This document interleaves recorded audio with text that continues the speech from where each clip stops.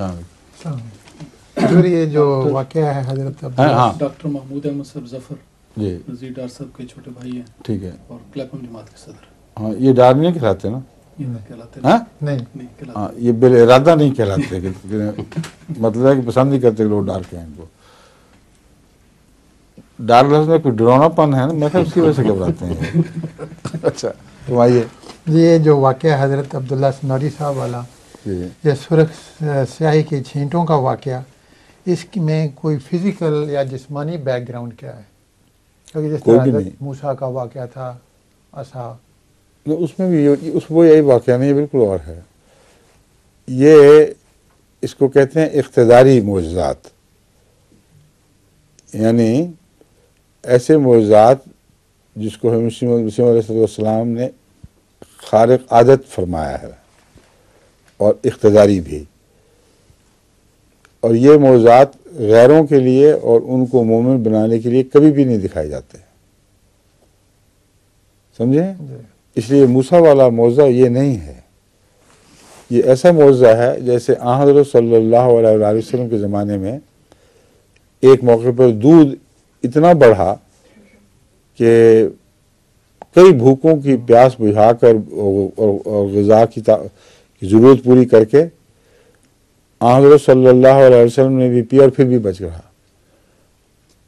اب یہ جو تخلیق کا معجزہ ہے، اس کو حضرت مسیح علیہ السلام نے اقتداری بھی فرمایا ہے اور خارق عادت بھی.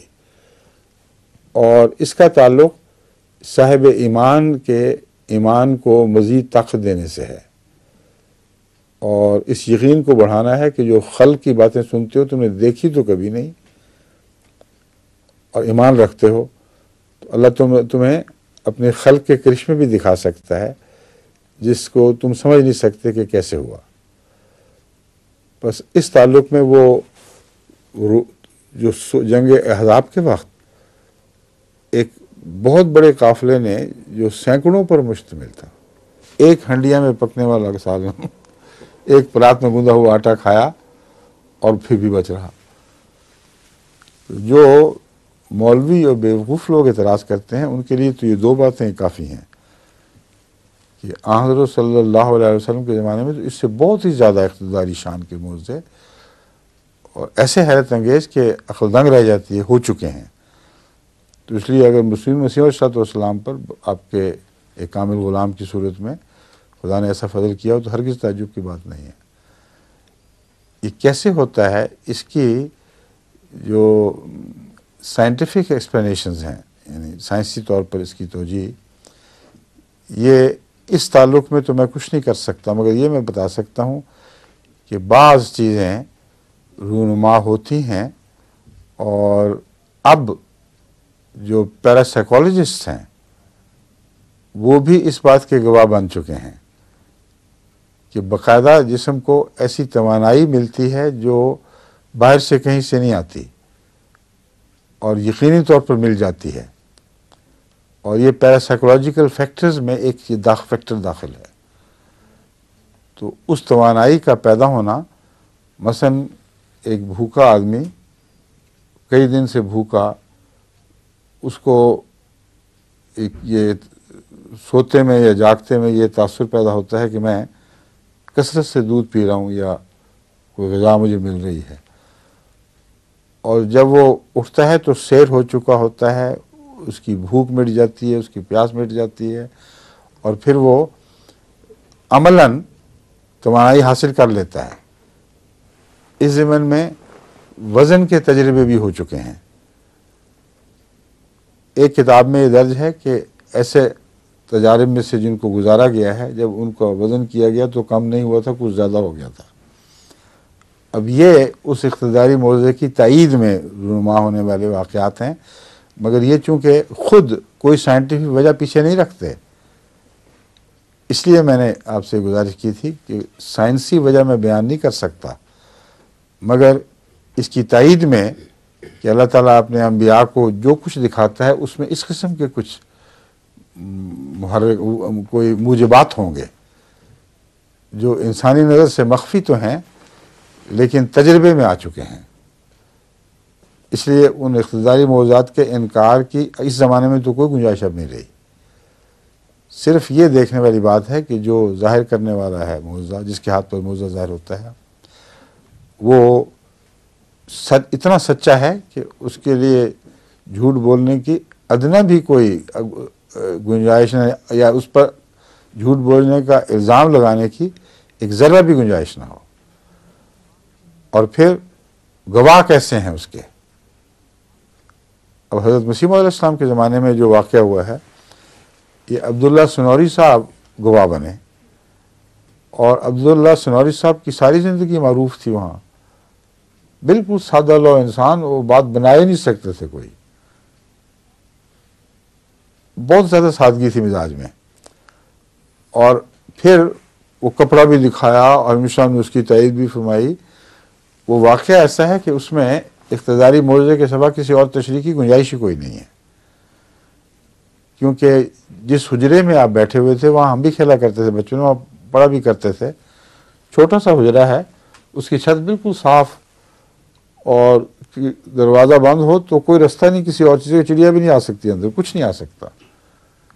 اب اس کا پچھلی طرف سے دروازہ کھول دیا گیا ہے، مگر میں بتا رہا ہوں اپنے بچپن کا جو ہم نے حجرہ دیکھا ہو جس میں بیٹھا کرتے تھے، وہ مسجد کے خادم کے لیے اس کے پیچھے ایک حجرہ سا بنا ہوا تھا.